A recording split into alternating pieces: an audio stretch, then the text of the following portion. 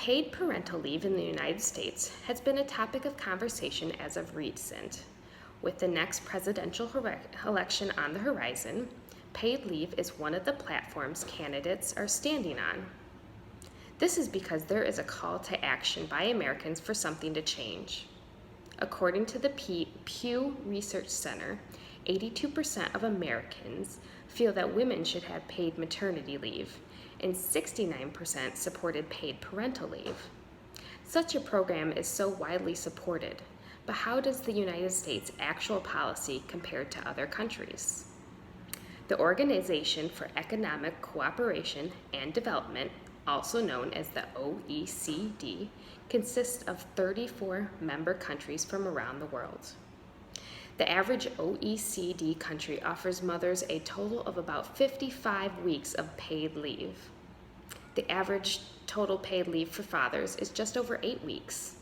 Americans come in dead last among the OECD in parental leave, with 0 guaranteed paid time off work for new moms and dads. Even though there is the FMLA, which is the Family Medical Leave Act, which guarantees workers 12 weeks of unpaid time off, many families are unable to afford that. At some point, it is likely that you have already dealt with the lack of paid time off with the addition of a new child, or you will at some point in your life. But at this time, only 12% of you would be given paid leave to care for a baby. A source of contention with parental leave is the discussion of who should pay for the leave, the government or the employers. It has been shown that most Americans that support paid parental leave believe that the leave should be paid by the employers themselves. There are several examples of companies stepping up and offering extended paid time off for their workers. In 2015, for example, Virgin Group and Netflix both extended paid leave to 1 whole year for new parents. In 2016, Amazon expanded its benefits to 20 weeks of paid leave for birth mothers, with the option to share 6 weeks of paid leave with a partner. In fact, there have been many studies that have shown that paid leave can be beneficial to an organization.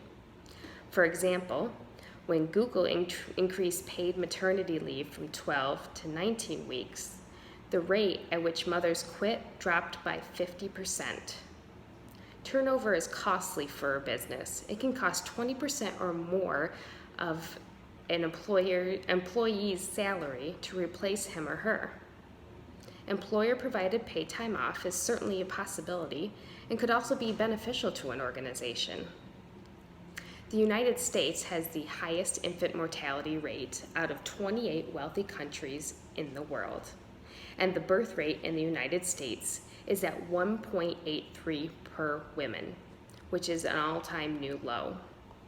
Imagine if all parents were able to take adequate time off after the birth or adoption of their children. Statistics point out that it is likely that infant mortality rate would decrease. There'd be an increase of population, which would positively impact our GDP and economic standing. Mental health among new parents would improve, and valuable bonding time would be welcome and beneficial among new families. The United States is the only high-income country to not offer paid maternity leave on a federal level.